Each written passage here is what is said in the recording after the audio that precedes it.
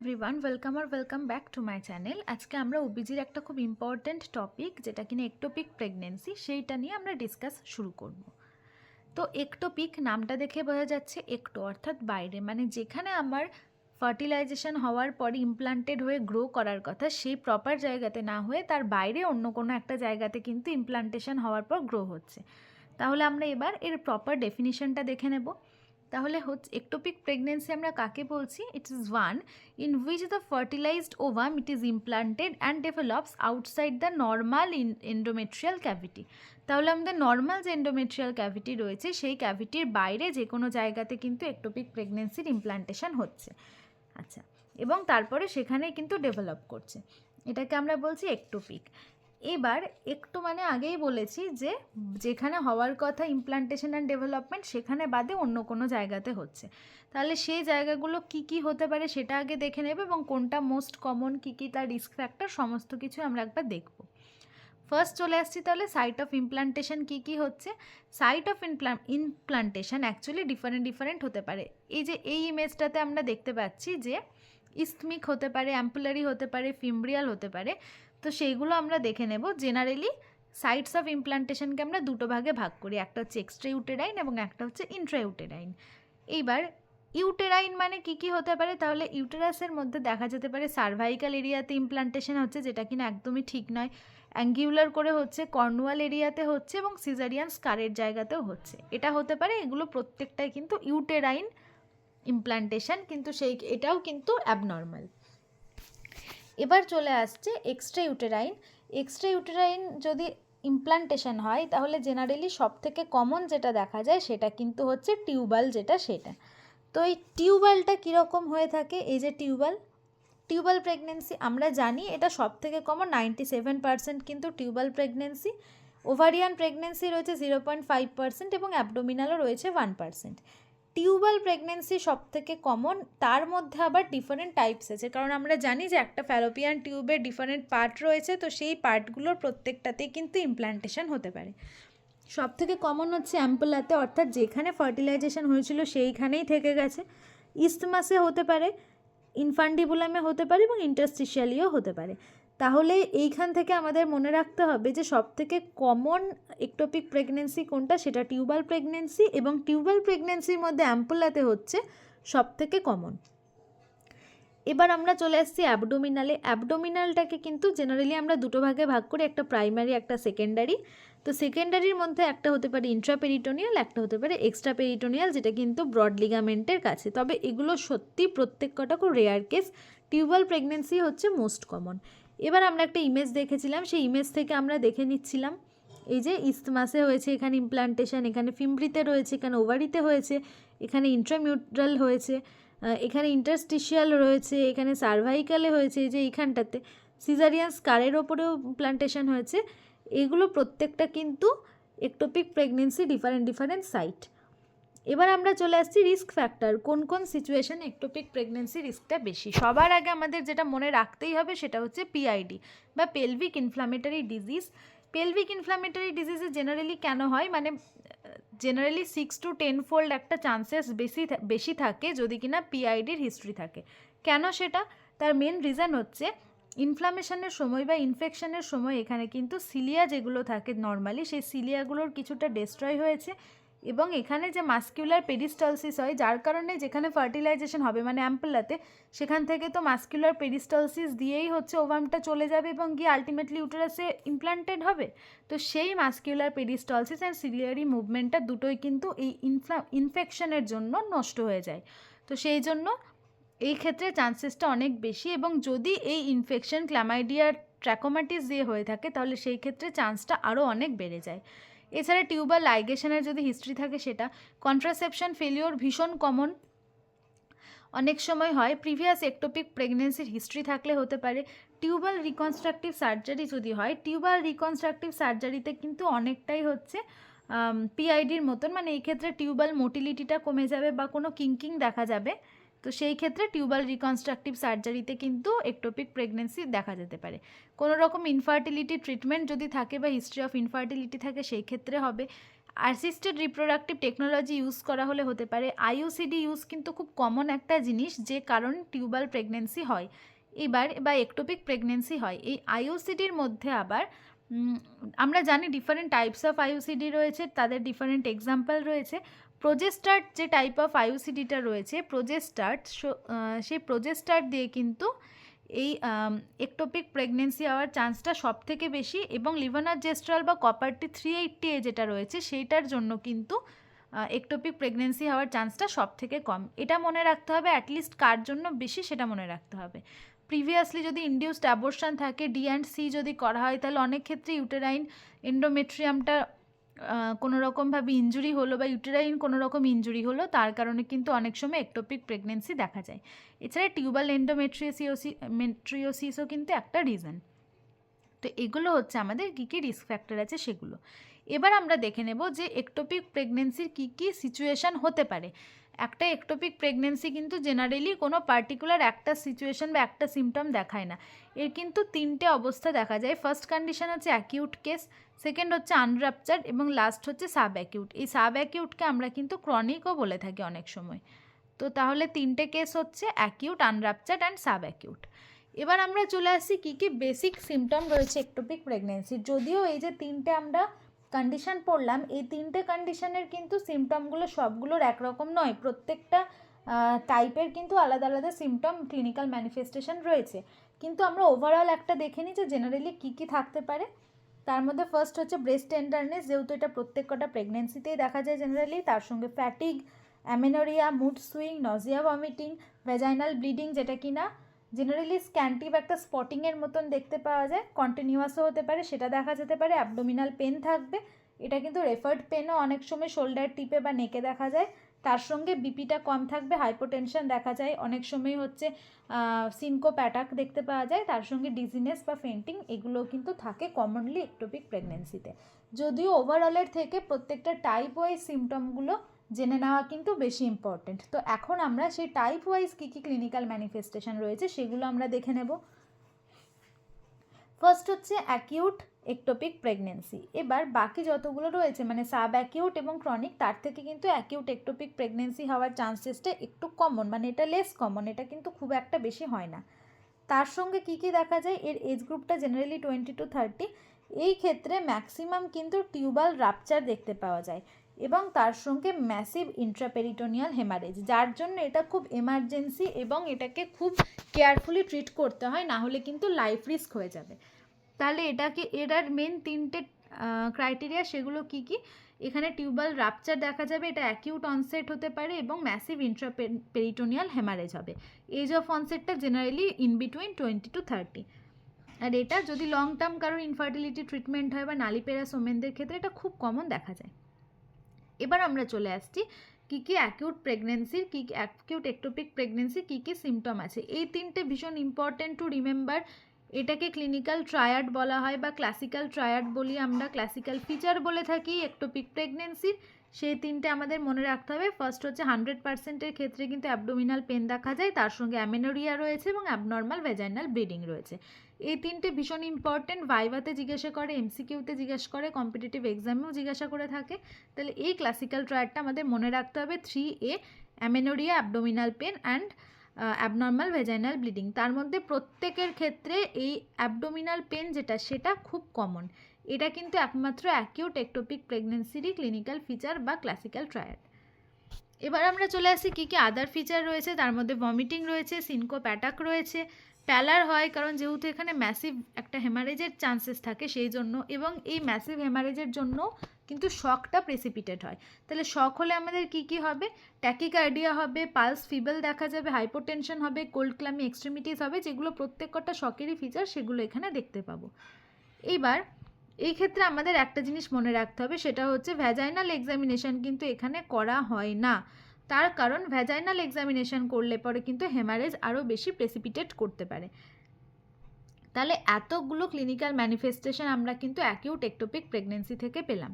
এবার আমরা চলে আসছি আনরাপচার টিউবাল একটোপিক প্রেগনেন্সিতে। এটা কিন্তু ছিল আমাদের দ্বিতীয় টাইপ। সেই ক্ষেত্রে এখানে কি কি দেখতে পাওয়া যাবে? আমরা কিন্তু এই ক্ষেত্রে দেখব যে এখানে কিন্তু স্পটিং বা যেটা সেটা কিন্তু অনেকটা ডিলেড হবে, এবং তার সঙ্গে বায়োম্যানুয়াল এক্সামিনেশন করতে হবে। কী জিনিস বায়োম্যানুয়াল এক্সামিনেশন, সেটা আমি সায়েন্স অফ প্রেগনেন্সি বলে একটা ভিডিও বানিয়েছি, সেখানে রয়েছে, দেখা যাবে সেই ভিডিওটা, যদি তোমরা চাও তাহলে দেখে নিতে পারো।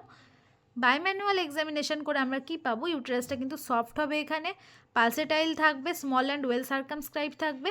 তবে 1 ফর্নিক্স দিয়ে আমরা যদি দেখি তাহলে অনেক সময় এটা টেন্ডার মাস দেখা গেলেও যেতে পারে। তো এগুলোই হচ্ছে আমাদের আনরাপচার্ড টিউবাল একটোপিক প্রেগনেন্সির ফিচার্স। এবার আমরা চলে আসছি আমাদের লাস্ট টাইপ, যেটা ছিল ক্রনিক একটোপিক প্রেগনেন্সি বা সাব অ্যাকিউট একটোপিক প্রেগনেন্সি। তো এই ক্ষেত্রে ক্রনিক মানে বোঝাই যাচ্ছে এটা কিন্তু খুব একটা অ্যাকিউট অনসেট নয়। তাহলে এই ক্ষেত্রে আমাদের কী হবে, অ্যামেনোরিয়া দেখা যাবে, তার সঙ্গে লোয়ার অ্যাবডোমিনাল পেন দেখা যাবে, যেটা কিন্তু ভ্যারিং ডিগ্রি। মানে আমরা ফার্স্টে অ্যাকিউটে পড়েছি যে অ্যাবডোমিনাল পেনটা প্রত্যেকেরই কিন্তু বেশি হয়, এবং সেই ক্ষেত্রে কিন্তু একটা রেফার্ড পেন যেটা শোল্ডার টিপ পেন সেটাও দেখা যায়। কিন্তু এই ক্ষেত্রে এই পেনটা ভ্যারিং ডিগ্রির হবে, মানে কীরকম, হয়তো ফার্স্টের দিকে একটু বেশি হলো, আস্তে আস্তে কমতে থাকলো, সেটাও দেখা যেতে পারে। তার সঙ্গে ভ্যাজাইনাল ব্লিডিং, যেটা কিন্তু জেনারেলি স্ক্যান্টি হয়। তার সঙ্গে পেশেন্ট লুকস ইল, প্যালার হতে পারে ভ্যারিং ডিগ্রিজ। টেম্পারেচার এখানে স্লাইটলি এলিভেটেড থাকবে, এটা খুব ইম্পর্টেন্ট স্টেপ টু মনে রাখতে হবে, যেটা হচ্ছে 38 ডিগ্রি সেন্টিগ্রেড থাকবে। আচ্ছা, এখানে আর একটা জিনিস খুব ইম্পর্টেন্ট আমাদের যেটা মনে রাখতেই হবে, সেটা হচ্ছে নো ফিচার্স অফ শক। এখানে কোনো রকম শকের কোনো রকম ফিচার আমরা দেখতে পাবো না। তার সঙ্গে Cullen sign, tenderness and lower abdominal mass আমরা দেখতে পেতে পারি।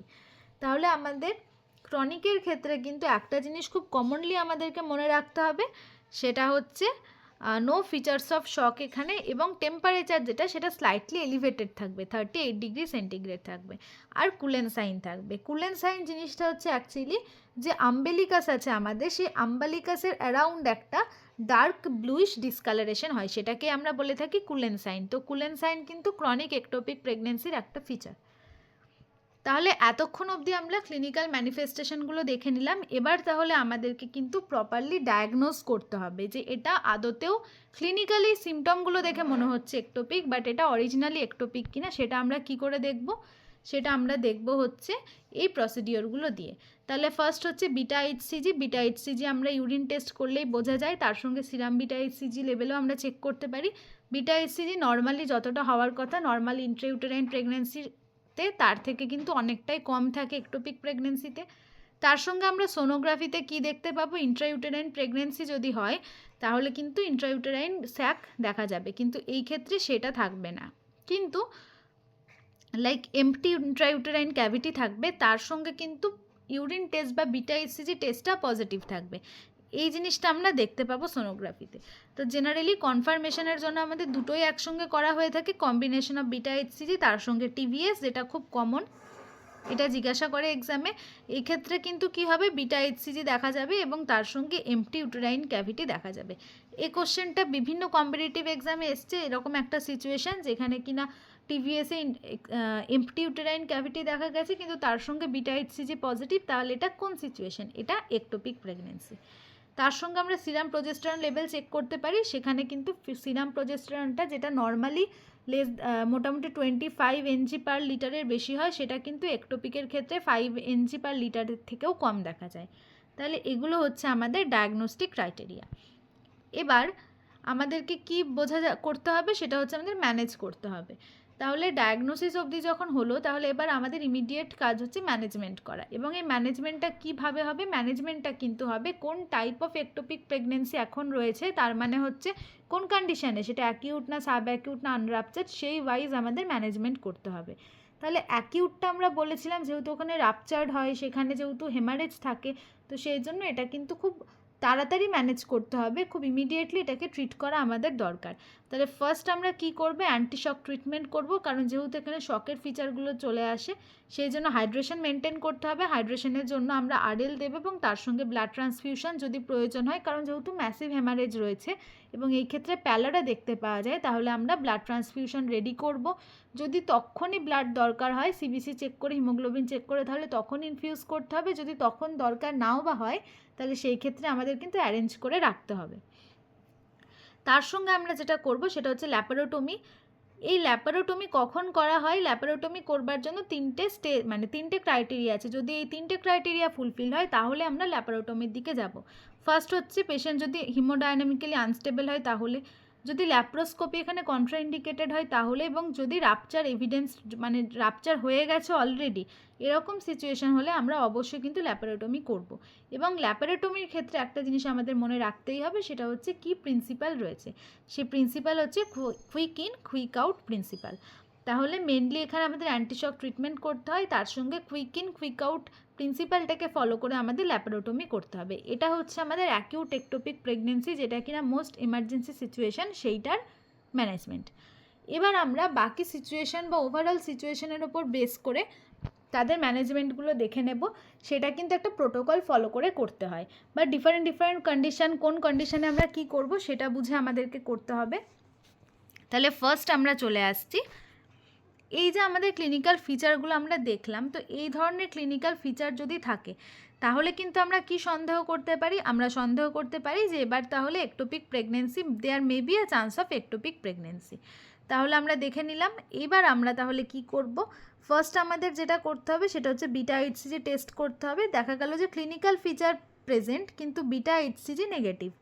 সেই ক্ষেত্রে আমরা কি করব? ওয়েট করব, কারণ যেহেতু ক্লিনিক্যাল ফিচার রয়েছে, এবং 1 উইক পর আমরা আবার চেক করব বিটা এইচসিজি লেভেল। যদি এখনও দেখি বিটা এইচসিজি নেগেটিভ, তাহলে আমরা বুঝবো এখানে কিন্তু প্রেগনেন্সি এক্সক্লুডেড, মানে এখানে কোনো রকম প্রেগনেন্সির কেসই নেই। তাহলে এখানে আমাদের ফার্দার ম্যানেজমেন্টেরও কোনো জায়গা নেই।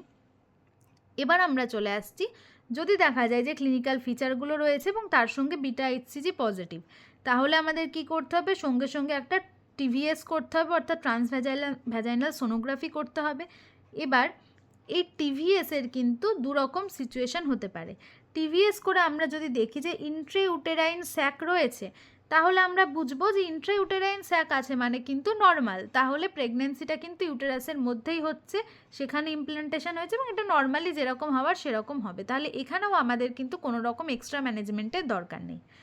কিন্তু যদি দেখা যায় ক্লিনিক্যাল ফিচার রয়েছে, বিটা এইচসিজি পজিটিভ রয়েছে, কিন্তু অ্যাবডোমিনাল ক্যাভিটি যেটা বা ইউটেরাইন ক্যাভিটি যেটা, সেটা কিন্তু একদম এমপ্টি, তাহলে এই যদি এমপ্টি ইউটেরাইন ক্যাভিটি থাকে তাহলে আমরা বুঝে যাব যে এটা হতে পারে কিন্তু একটোপিক প্রেগনেন্সি। তাহলে এবার আমাদেরকে একটোপিক প্রেগনেন্সির কী 3 ধরনের ম্যানেজমেন্ট আমরা করতে শুরু করব এই সিচুয়েশান থেকে। 3 ধরনের ম্যানেজমেন্টের মধ্যে ফার্স্ট হচ্ছে এক্সপেক্টেন্ট ম্যানেজমেন্ট, তার সঙ্গে রয়েছে মেডিকেল ম্যানেজমেন্ট এবং তার সঙ্গে রয়েছে সার্জিক্যাল ম্যানেজমেন্ট। যদি ইনিশিয়ালি আমরা কি দেখব, আমাদের বিটা এইচসিজি লেভেল কীরকম আছে, তার সঙ্গে আমাদের রাপচার আছে নাকি, আমরা সেটা দেখব। আচ্ছা, এইবার আমরা কি করব? আমরা মেডিকেলি ম্যানেজ করব। এটা তো দেখে নিলাম আমরা কি সিচুয়েশান আছে, এবার আমরা মেডিকেলি ম্যানেজ করব। মেডিকেল ম্যানেজমেন্ট জেনারেলি দুভাবে করা হয়, একটা হচ্ছে লোকালি, একটা হচ্ছে সিস্টেমেটিক্যালি। লোকালি যদি করি তাহলে এই ক্ষেত্রে আমরা মিথোট্রিক্সার দিতে পারি, তার সঙ্গে পটাশিয়াম ক্লোরাইড দেওয়া যায়, যেগুলো কিন্তু এমটি মানে প্রেগনেন্সিকে টার্মিনেট করতে হেল্প করছে। তার সঙ্গে রয়েছে আমাদের সিস্টেমেটিক ম্যানেজমেন্ট। সিস্টেমিক ম্যানেজমেন্টের জন্য আমাদেরকে আবার মিথোট্রিক্সার বা অ্যাক্টিনোমাইসিনই আমাদের জেনারেলি ইউজ করা হয়, সেটা আমরা দিতে পারি।